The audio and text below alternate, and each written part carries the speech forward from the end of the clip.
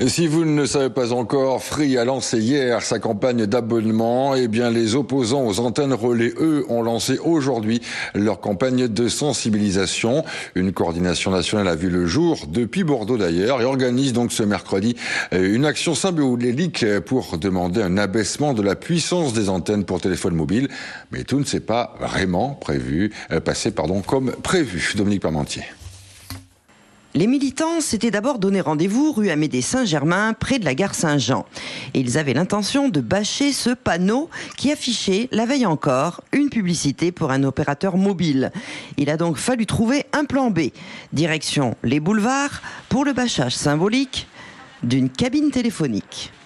Aujourd'hui, on a bâché symboliquement cette cabine téléphonique pour dire que le téléphone filaire, c'est pas ringard, bien au contraire. Et effectivement, là aussi, situé à côté d'une toilette pour dire que c'est pas à jeter aux chiottes.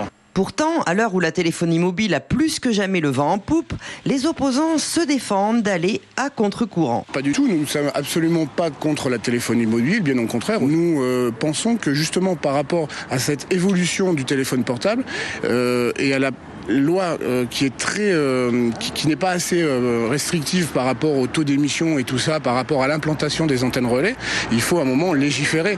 Il demande notamment un abaissement des seuils des ondes électromagnétiques émises. Aujourd'hui, permet d'aller selon les bandes fréquences de 41 à 61 volts par mètre.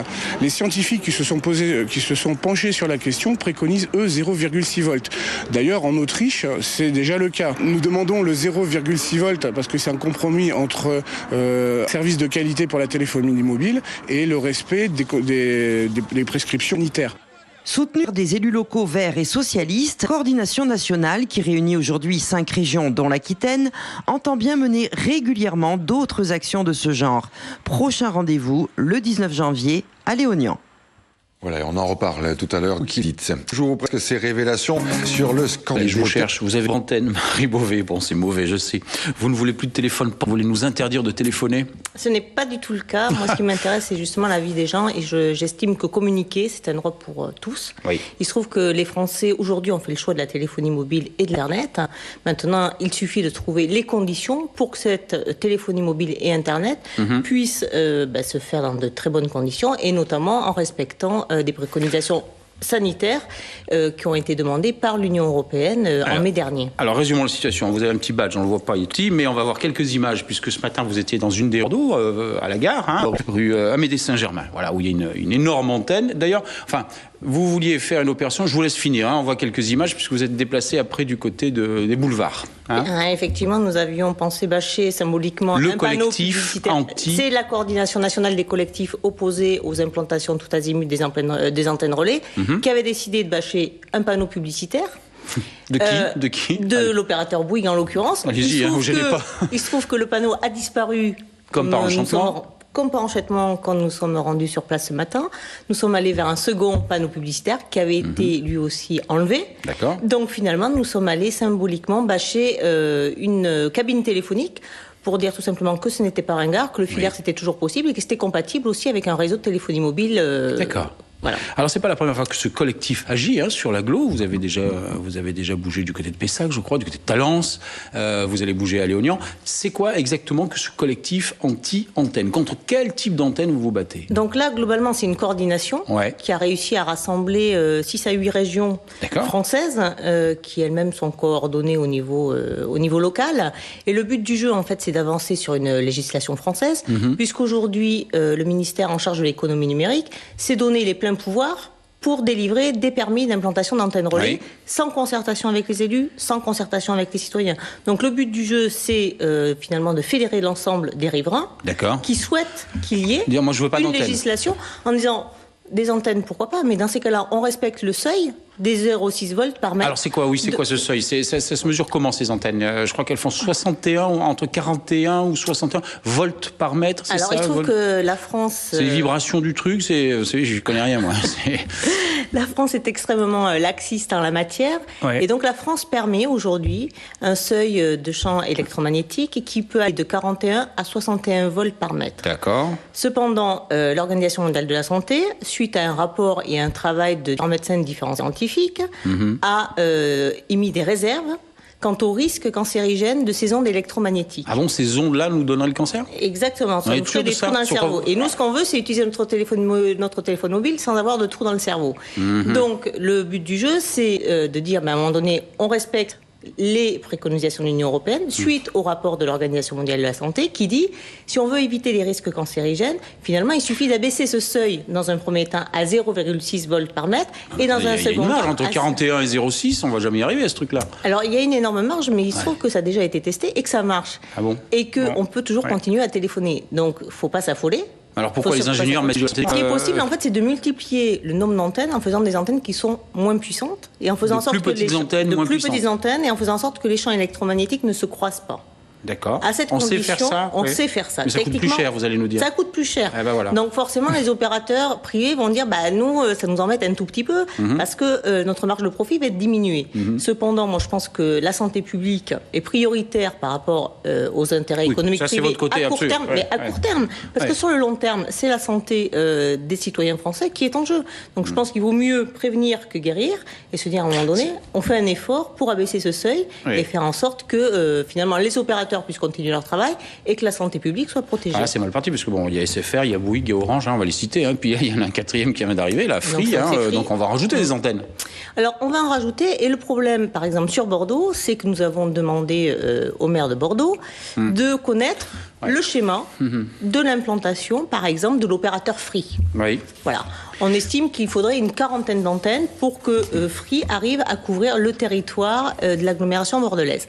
Le problème, c'est que nous n'avons jamais eu ce document et que les riverains découvrent sur la porte de sortie de leur immeuble, finalement, le poteau rose en se disant pourquoi on nous prévient au dernier moment qu'on va avoir une antenne, et si ces personnes-là sont locataires, elles ne peuvent pas s'opposer directement à l'implantation de cette antenne. Elles sont béton, vos enquêtes, Marie Beauvais, si j'ose dire. Enfin, vous allez me dire que oui, bien sûr, mais qu'est-ce qui prouve que ça donne le cancer, ça, parce que, alors moi, je ne suis pas si, comme vous le savez, je ne suis pas médecin non plus. Oui, parce qu'on peut tout dire aussi. Par contre, j'ai tendance à faire confiance quand même aux équipes de scientifiques et de médecins qui sont à l'Organisation mondiale de la santé, qui ne sont pas des truands, a priori, et qui disent qu'effectivement, il y a un risque. Il se trouve que dans la Constitution française, il y a quelque chose qui s'appelle le principe de précaution.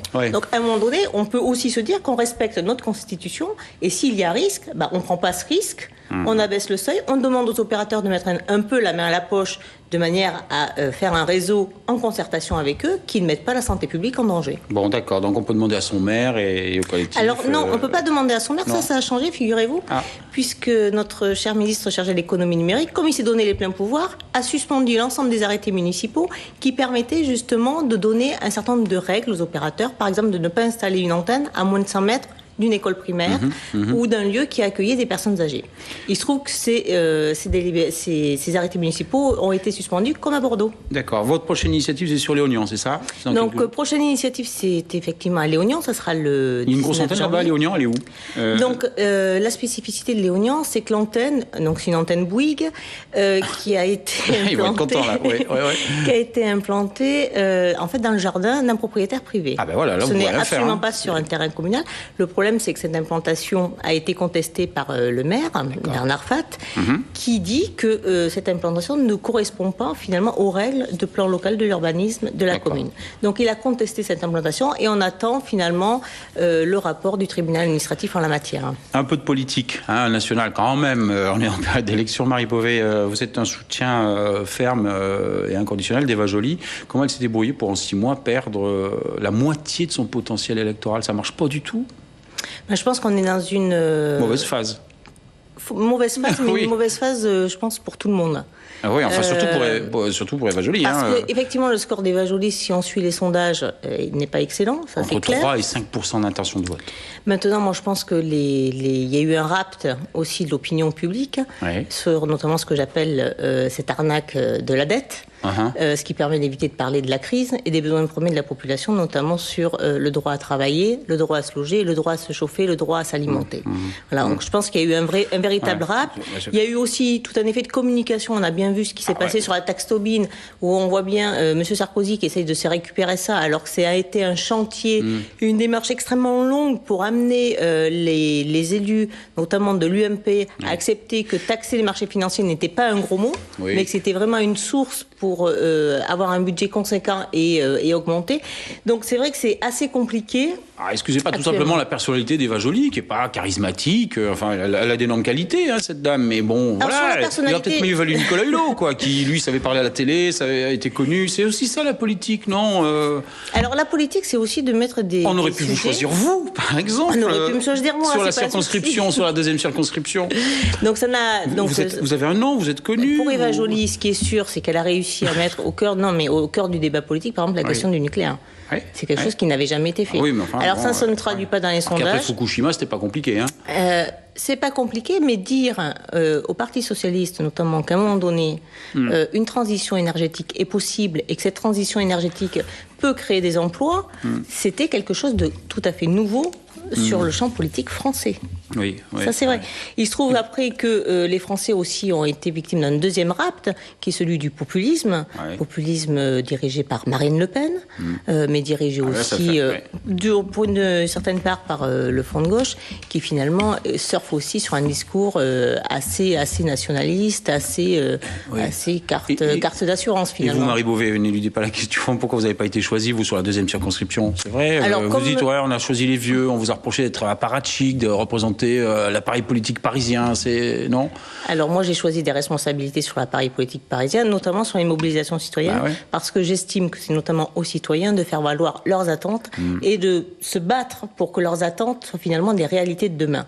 Donc mon rôle au niveau national, c'est celui-là. Ce qu'on m'a reproché, c'est un manque d'implantation. Ça me fait doucement rire, puisque je n'ai pas forcément une implantation dans la notabilité bordelaise. Pour autant, j'estime avoir une implantation justement auprès des personnes qui, dans leur quotidien, essayent d'améliorer les choses. C'est le choix de 21 militants qui ont choisi pour 120 000 habitants de Bordeaux. Bon, voilà, c'est leur choix, je le respecte. C'est Pierre Urmic aussi qui vous a attrapé un peu après les régionales. Enfin, il y a des règlements de compte. Est-ce qu'Europe Écologie Les Verts a pas pris les vieux réflexes de tous les partis, finalement? Vous tirez des coups de couteau comme dans tous les autres partis. Vous êtes comme les autres maintenant, non? Je l'ai exprimé très facilement déjà sur les ondes à la fin de l'année 2011. Vous mettez dans une couche, alors. Non, mais très franchement, il y a eu le parti, le mouvement écologiste s'est structuré. Il se trouve qu'on est rentré sur une phase quand même assez centralisée de fonctionnement, ça c'est une vérité. La deuxième vérité, c'est qu'à un moment donné, il a fallu choisir des candidats pour les législatives, et il se trouve qu'il y a eu, dans certains cas, un état d'esprit assez revanchard qui a fait que les personnes qui avaient été déboutées des candidatures au moment des élections régionales sont revenues sur leur candidature. Alors, est-ce qu'il faut leur reprocher? Sûrement pas. Mais le fait est que on aura très probablement une majorité d'élus députés à l'Assemblée nationale qui seront finalement des anciens cadres de l'ancien Parti des Verts. C'est comme ça, je veux dire.